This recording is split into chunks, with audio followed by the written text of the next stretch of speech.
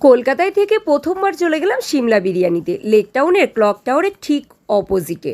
দারুণ সুন্দর সাজানো গোছানো এসি রেস্তোরাঁ, মেয়ে ঢুকে পড়লো ভীষণ খুশি। আর মেনু কার্ডে দেখলাম এদের শুরু হচ্ছে বিরিয়ানি 300 টাকা দিয়ে, স্পেশাল 320, আর মাটন বিরিয়ানি 425 শুরু, স্পেশাল 455। আমরা একটা সিম্পল চিকেন বিরিয়ানি অর্ডার করেছিলাম। এই দেখো, যেটাতে ছিল চিকেনের পিসটা তো দেখলে, আলুটা ছিল একেবারে মোমের মতো নরম।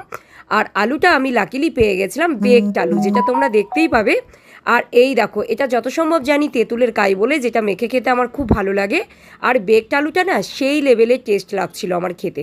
আর চিকেনটা খুবই খুবই সফট ছিল একেবারে, অথচ ঝরে ঝরে পড়ার মতন নয়।